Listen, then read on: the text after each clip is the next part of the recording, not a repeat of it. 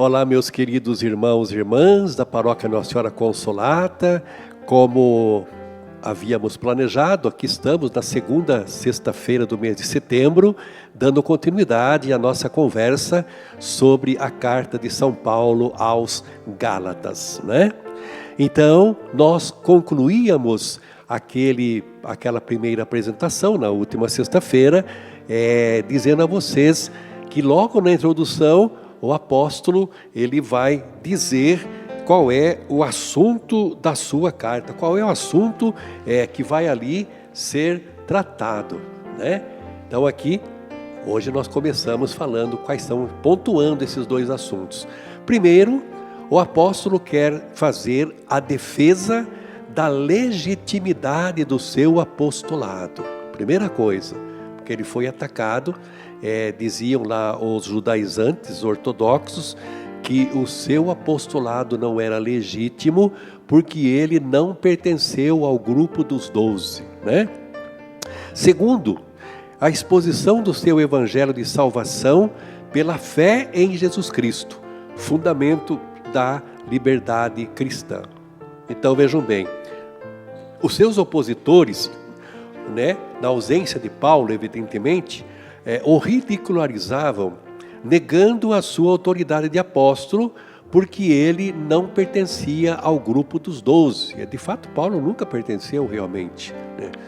Há textos mais antigos dizendo que provavelmente Paulo até teria se encontrado com Jesus de Nazaré num desses encontros com Gamaliel, né? Mas ainda um não tinha sido apresentado ao outro, né? A experiência de Paulo com Jesus é posterior realmente, né?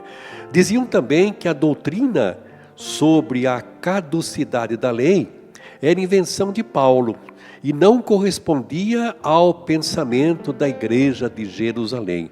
Paulo falava muito na sua teologia, na sua doutrina, sobre a caducidade da lei. Quer dizer, a lei está caduca. Quer dizer, a lei foi uma preparação para o tempo da plenitude que viria com Jesus Cristo. Então, Paulo é o primeiro teólogo, ele é tido pelos exegetas como, digamos assim, o inventor da teologia cristã. Embora os escritos joaninos também tenham uma teologia, mas São Paulo que vai expor de maneira doutrinal todo o pensamento cristão a partir dos evangelhos sinóticos, a partir das palavras de Jesus, do ensinamento que Jesus fez, né? Por isso que logo na introdução, São Paulo dá a resposta. Ele não é apóstolo por parte dos homens, não recebeu este encargo de outro homem que o designou para ser apóstolo. Ninguém chamou Paulo e disse assim: olha, a partir de hoje você vai ser investido, vai ser provisionado como apóstolo. Não, né? Mas ele vai argumentar, né, que a sua experiência com Jesus Cristo o credencia ao exercício do apostolado. Então ele é apóstolo da parte de Jesus Cristo e de Deus Pai, que o ressuscitou dos mortos, ou seja, a experiência profunda que teve com Jesus dá legitimidade ao seu apostolado. Então,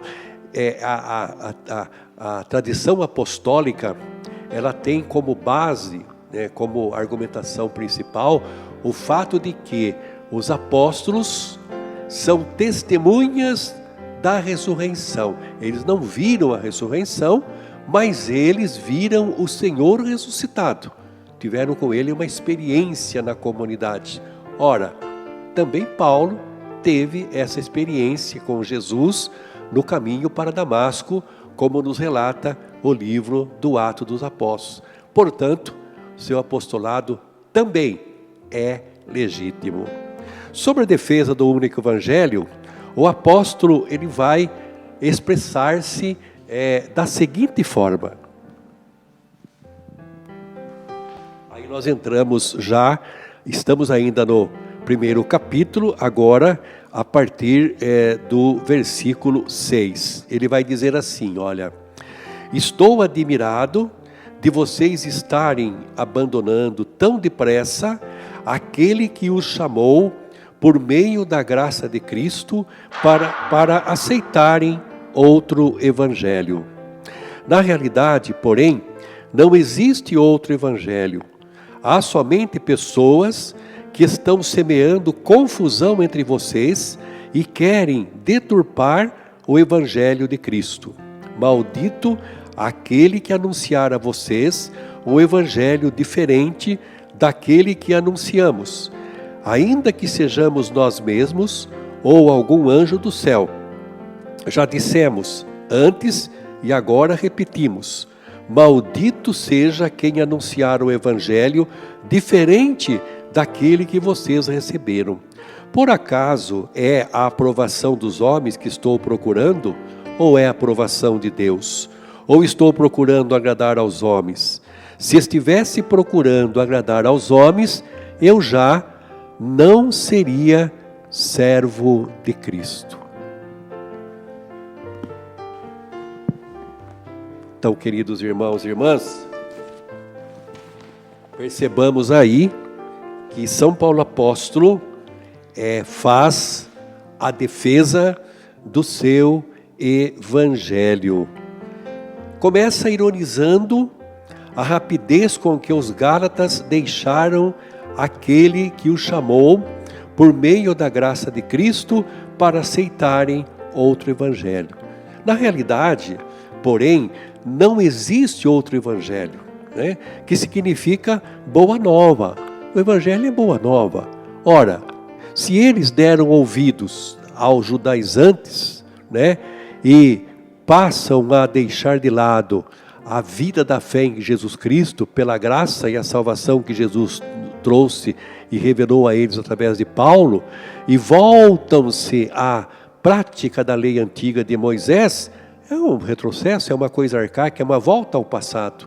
Então não é evangelho, né? O que eles estão fazendo é deixar de lado, né, esta liberdade que lhes é oferecida na graça que Jesus oferece, para voltar ao jugo da lei, né? Então, possivelmente, e aqui vai uma opinião pessoal nossa, né, nós não lemos isso, mas é uma conclusão muito pessoal, digamos assim, entre a vivência e a prática autêntica do Evangelho de Cristo, com todos os seus valores, e simplesmente obedecer a leis, é mais fácil essa segunda, obedecer às leis, né?